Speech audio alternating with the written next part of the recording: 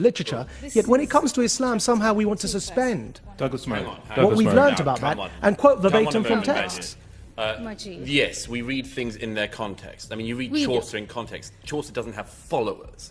He doesn't have 1.4 billion people who believe everything. Sorry, I quoted Martin Luther, not Chaucer. Or are meant to believe everything that I suppose Martin Luther does have followers. If you allowed me to speak, I'd address your Luther point. I'll get there, I promise. Right. You don't have followers of Shakespeare who insist on, or are meant to be insist on line by line following everything Shakespeare did and believing everything he wrote. That's because it's literature. Actually, what's happening, Majid, is you've put your finger on the problem. Absolutely. It's not us that isn't applying the rigorous critical faculties. We're applying them to the Quran as we would to any other work of literature. You're not. I'm not allowed to contextualize the Sorry, text. can I bring you back to my question? What about Martin Luther? Is that really true?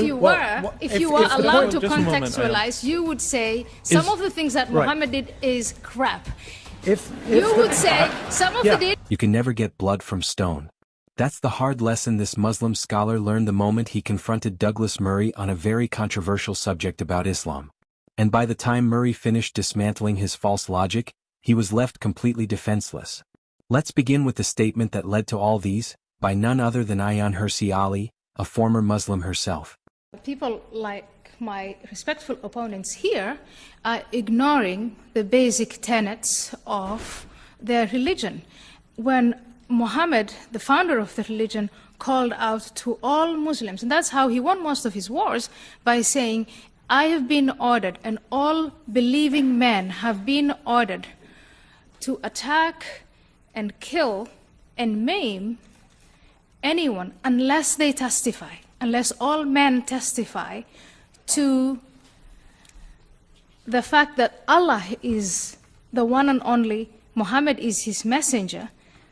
My father disobeys that.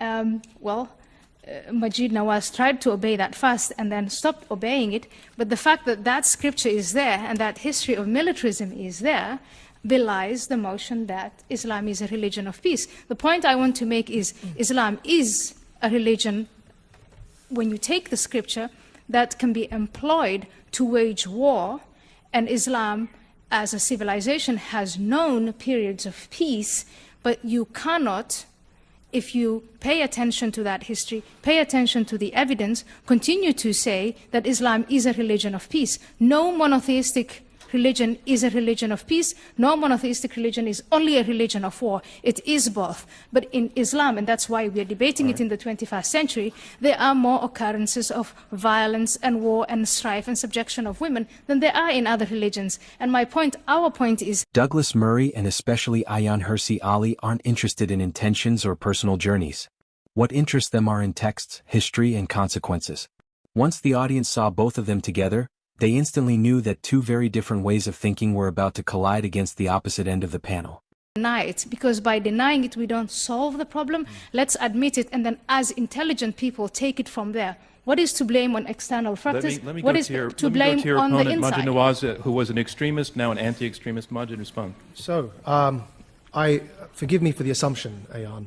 It's a pleasure to be on the panel with you, by the way, but forgive me for the assumption, but do you speak Arabic? Have you studied Arabic grammar? Majid Nawaz is someone who knows the language of reform and moderation very well. He had been an extremist once, he had walked away from it, and now he stands as proof, at least in his own telling, that Islam could be read differently. But his question has absolutely nothing to do with Ayaan's submission. Because while asking if she spoke Arabic, the stray question subtly reveals his lack of substance. And he's completely unaware of it. Which if you do give me the chance to explain, I will, but first of all, just let me ask you that question. I don't speak it as well as you do. And I want to know where the question is going before I give a full answer to that. If you want me to quote the Quran, I will. You may be surprised that I don't know if I speak well or not, but the reason I'm asking is that you just quoted a hadith of the Prophet, and you actually really did exaggerate what he said. And I'll quote you the exact hadith in Arabic and then translate it. Now, what you quoted was... well, the hadith is أمرت أن أقاتل الناس حتى أمرت أن أقاتل الناس حتى يشهدوا أن لا إله إلا الله. Now, what you quoted in the translation was kill and maim, and you went on and explained. Now, actually, أقاتل means to fight. Now, I'm not saying that that's a good hadith. What I'm saying is when we're translating, let's try and be accurate. And that brings me to the point. And that is that I've just thought of a word to describe this, and it's just come to me, so thank you, because I'm going to use it forever onwards. And that word is suspended intelligence. There's a tendency when discussing Islam to suspend the tools that we have learnt and studied, that you have studied as well, that we use to analyze every other piece of scripture and literature in the world. And that is that we recognize that texts do not speak for themselves. We recognize that when we interpret scriptures and texts and books and poetry, that they are contextualized, that we have methodologies to approach them. When we're reading Shakespeare, when we're reading anything, we recognize that there's a way to interpret text, and there are schools of thought and differences over how to approach texts. Now, if we contextualize Martin Luther and say the Reformation was a good thing, despite the fact that he said, kill and slay the peasants, wherever you find them, when they followed Thomas Munzer, when he was calling for not just breaking away from the papal authority, but also for rebelling against the monarchies and the dictators that they found themselves in. Martin Luther sided with the tyrants against Munzer and said, kill the peasants wherever you find them. Despite that, I'm prepared to say the Reformation was a good thing. And the reason I'm prepared to say that is that Martin Luther must... Majid's core argument is familiar yet comforting. You hear it a lot. Take away the extremists and what you're left with is peace. Ordinary Muslims, he said, are not violent. So how could the faith itself be the problem? To Majid, violence is a distortion, not a feature. Something imported, exaggerated, and largely misunderstood. By the standards of civilization that we, after an accumulation of thousands of years, have arrived at, he must be judged by the standards of civilization that were around during his time. And that's how society evolves. And we recognize that for every other faith and for every other piece of literature, yet when it comes to Islam, somehow we want to suspend what we've learned about that and quote verbatim from texts. Yes, we read things in their context. I mean, you read Chaucer in context. Chaucer doesn't have followers. He doesn't have 1.4 billion people who believe everything. Sorry, I quoted Martin Luther, not Chaucer. Or are meant to believe everything. I suppose Martin Luther does have followers. If you allowed me to speak, I'd address your Luther point. I'll get there, I promise. Right. You don't have followers of Shakespeare who insist on, or are meant to be insist on line by line following everything Shakespeare did and believing everything he wrote. That's because it's literature. Actually, what's happening, Majid, is you've put your finger on the problem. Absolutely. It's not us that isn't applying the rigorous critical faculties. We're applying them to the Quran as we would to any other work of literature. You're not, because you can't. Now this is where the conversation starts getting intense. Douglas-Murray didn't deny that peaceful Muslims exist. In fact, he openly acknowledged it. That question hung in the air longer than Majid probably expected. And the final thing on that, what do you mean he can't? What do you mean that he can't? Well, because Majid knows very well that Majid if is a believer. And believers are not allowed to contextualize the text. Can I bring you back to my question? What about Martin Luther? Is that because true? If you were allowed to contextualize, you would say some of the things that Muhammad did is crap. You would say some of the things Majid, is it true that you great. cannot? So you contextualize. Is that true? No, it's not true. Now, can I say... What do you think of Muhammad taking a 6-year-old as a bride? What do you think of that? I don't think that's a particularly good idea. However, what I would say is that there are many, many people in history that have done such a thing. And Ayan pointed to Muhammad's own words and actions, to early Islamic expansion, to verses and hadiths that speak of fighting, conquest, and submission. Islam has known peaceful periods as a civilization, but no monotheistic religion is purely peaceful, and Islam in particular carries a heavier inheritance of political and military instruction. The failure to contextualize actions for the standards of their time. And I'll come back to the point I made, because Douglas, you didn't address it despite your protestations that you were going to. Now let me just ask you again. Martin Luther was a fundamentalist, wasn't he? Absolutely. All Christians will agree with you that he was a fundamentalist. Can I now answer Majid's Please. Yes. Majid responded by doing something very clever. He didn't deny the texts existed. Instead, he challenged how they were being read. The technique he uses is leaning into language, translation, and context. You see, just as he said, words don't speak for themselves. Neither do texts float in history without meaning attached to time and place. But just when we thought he was done, Majid drops a neologism that almost confuses the opponents.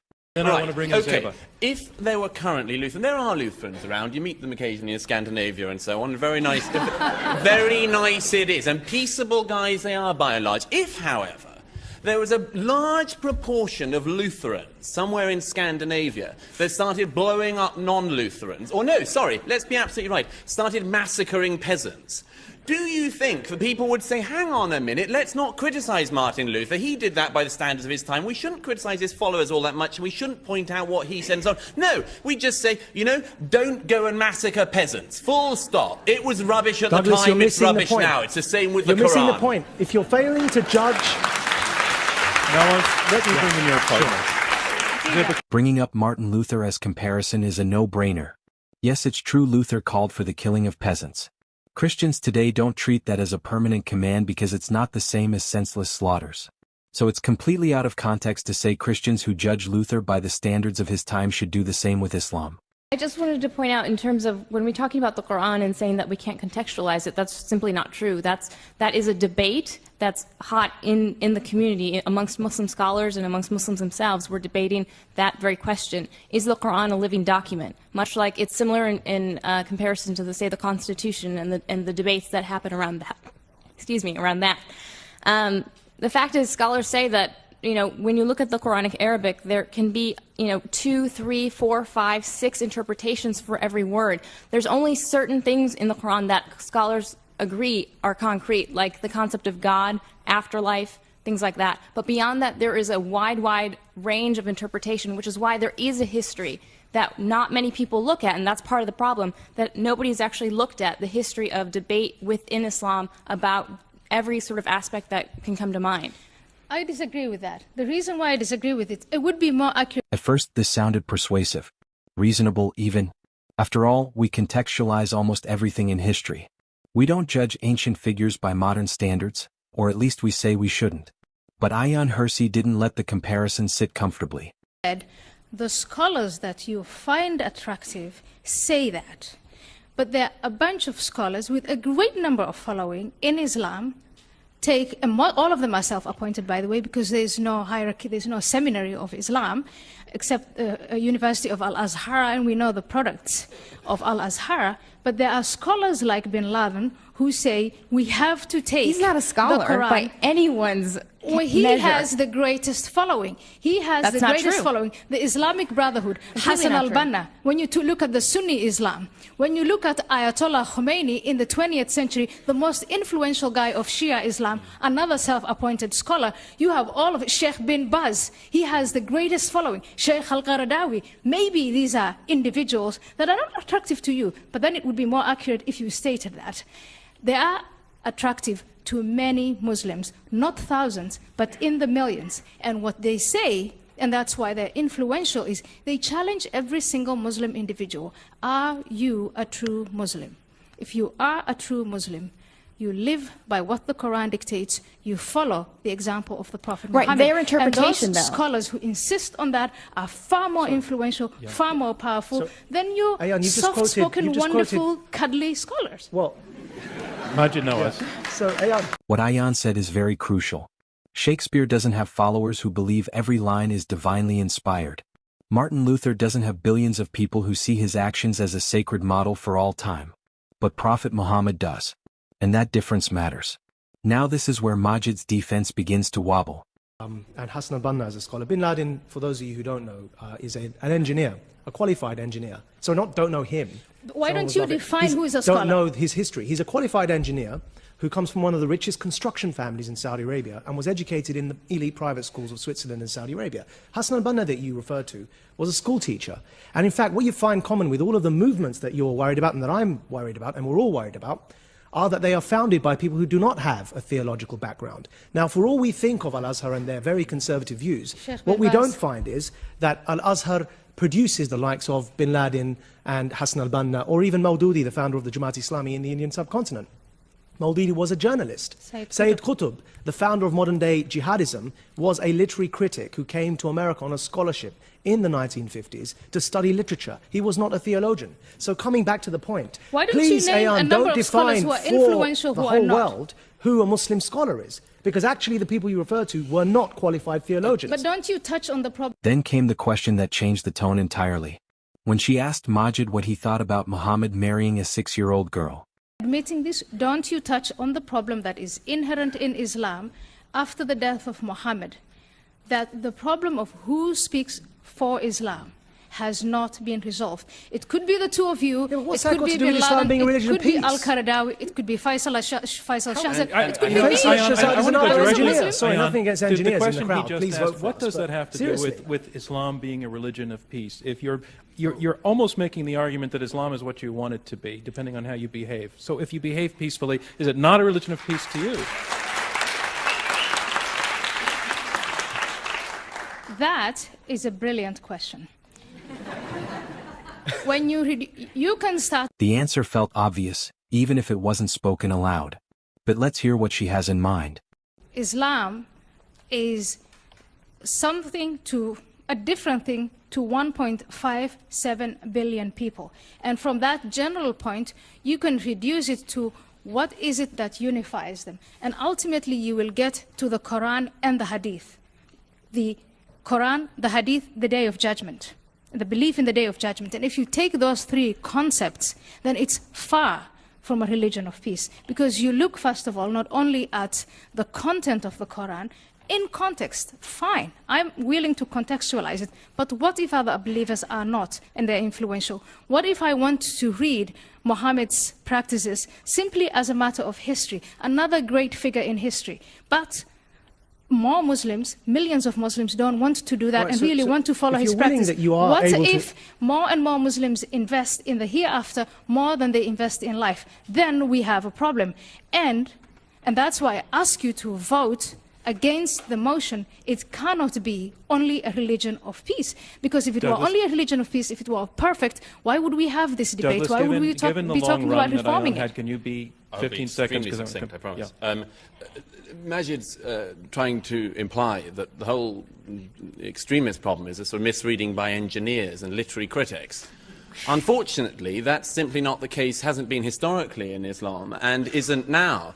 Ayatollah Khomeini, who Ayan mentioned earlier, was not a self-trained engineer, rich boy like Bin Laden, unfortunately, and managed to hurtle a very developed, distinguished culture back in time in 1979 and hurtled this country back into the state it's currently in under these cloaked dictators. Okay. The Grand Mufti of Egypt is not a self-taught, and yet he taught people the idea that all Muslims should go and fight the Israelis with Hezbollah. Sorry, on Khomeini, I acknowledge Khomeini is a trained theologian. Notice how uncomfortable Majid gets with each sentence the opposing team makes.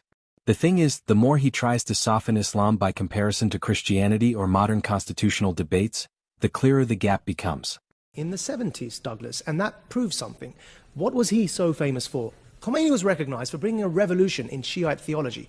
And what was the revolution? Those of you who've studied this will know that the revolution was that up until him, Shiites had been avowedly religiously secular because they believed no one had the right to rule in God's name until the Messiah came, and let them wait for that Messiah until the end of time. Khomeini changed that and turned it on its head. And if that proves something, it proves one thing. And that is it was not consistent with Islamic Shiite tradition. What he did was a very modern revolution, influenced by his studies in Europe and influenced by modern European fascism. He broke from tradition, and that's why it was called a revolution. He was not a continuance of Shiite tradition. It's the fault of the Europeans, in other words. It's external. No. Douglas wasn't arguing that Muslims are violent. He was arguing that denying the violent elements in Islamic tradition makes reform impossible. You can't fix what you refuse to name. You can't challenge something you insist doesn't exist. And in a strange way, that may have been the most revealing moment of all. Because a renaissance implies something went wrong. Something stalled. Something needs reviving. And that, somehow, undermines the original motion. No, come on, seriously. Zeba, I want to ask you something about reforms for Islam. Does Islam need reform? It needs a renaissance. It doesn't need a reform. Reform in the sense, and the reason I say that is because we have to be careful of our terminology. If we say reform as in Reformation, we're thinking of a Christian context, where you had the Protestants and Martin Luther rejecting the Catholicism and the Pope. But the thing is, in Islam, there is no Pope. There is no centralized authority. So there can't be a reformation in that sense. If Islam were already a religion of peace in its core form, there would be no need to rescue it with new frameworks and fresh language. The life of Muhammad and his teachings. which is as follows, is that if a Christian group decides to go back to the teachings of Christ, you know, the worst stuff they find is the Sermon on the Mount of Olives. They can find one verse where Jesus is said, I think the Gospel of St. Matthew, to have said, I come not to bring peace but a sword. But the rest of it is all love thy neighbour and all that sort of stuff. If you're a Christian group looking to go back to the sources of Christianity, you just find a lot of, well, hippie stuff for a lot of modern people. So what is it about this religion we're talking about tonight that you say is a religion of peace, that when people go back to the origins, they find a founder who was violent, teaching violence? See, this comes back to what you mean by people going back to the origins, and I refuse, as does Zeba, and as we're asking for all of you to do, is to refuse for Islam to be hijacked and monopolized by the bin Ladens of this world who want to tell you what it means to go back to the original sources. Now, if that was the case, then I ask you why... So you see, Majid's thoughtfulness alone couldn't answer the central question. Is Islam only a religion of peace? At best, he tried his best to defend Muhammad with intelligence and care, but in doing so he exposed the limits of defense itself. Context can explain history, but it can't command the present. And interpretation can soften texts, but it can't control how millions of people choose to read them. What do you think? If Islam is truly a religion of peace, and the extremists are acting on their own, where does that leave the others?